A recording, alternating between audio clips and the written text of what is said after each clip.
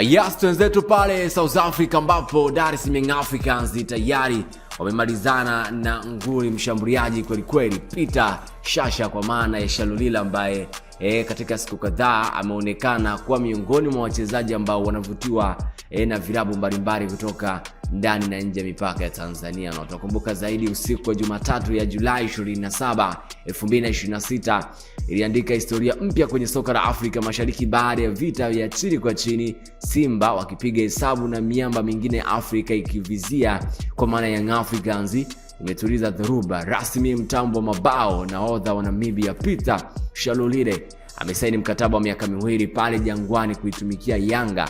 Hakuja kwa bahati mbaya, amekuja kama mchezaji huru kuziba pengo la Prince Mpumelelo Dube na kuungana tena na kocha wake wa zamani Mankoba Mankuti. Na utakumbuka zaidi amekuwa miongoni mwa wachezaji ambao wanazidi kufanya vizuri muda wote pale katika ligi ya Afrika ya Kusini. Lakini je, chuma hiki kimependwa wapi? Maisha yake yalianza huko Windhoek, mjini mkuu wa Namibia, alikozaliwa tarehe 23 Oktoba 1993.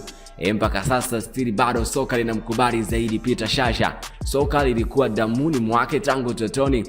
Alianza soka lake la ushindani katika klabu ya nyumbani kwao ya Tura Magic FC. Kipaji chake kilitosha kushangaza klabu hiyo na kuwapa ishara kuwa Namibia ilikuwa inamtegemea mfalme wa mabao. Na utakumbuka zaidi mwaka 2015 safari ya kimataifa ilianza rasmi. Shalulile aliondoka Namibia na kutua Afrika ya Kusini kujiunga na klabu ya Highlands Park. Huko alikoonyesha umwamba kweli kweli. Utakumbuka zaidi akicheza takriban mechi 90 na kuchekecha nyavu mara 35. Nguvu, kasi na uwezo wake mkubwa kukaa kwenye nafasi vilimfanya kuwa lulu iliyokuwa inatafutwa na kila tajiri wa soka so far. Na mwaka 2020 miamba ya Mamelodi Sundowns walivunja benki na vibubu vyao vyote na kumshusha Choklop. Hapa ndipo Peter alipofikia kilele cha ubora wake ndani ya misimu 6 ya dhahabu,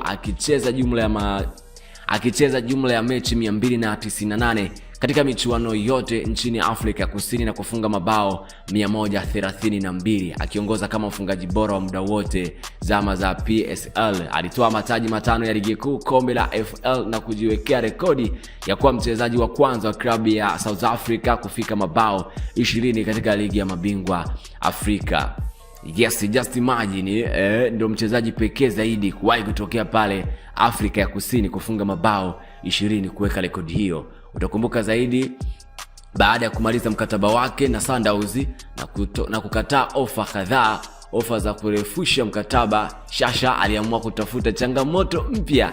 Na sasa Young Africans wamempa dau nono kweli la usajili, kwa maana sign off fee ambayo mpaka sasa hivi data ni kama zimefichwa hivi, lakini ili kuleta utii wa mabao Jangwani wameweza kushusha mkwanja wa kweli. Akiwa na jumla ya mechi zaidi ya 320 za ushindani mguuni mwake, sasa anakuja kutetemesha ligi kuu ya NBC na klabu bingwa Afrika. Hakika Peter Shalulile sasa ni mwananchi rasmi.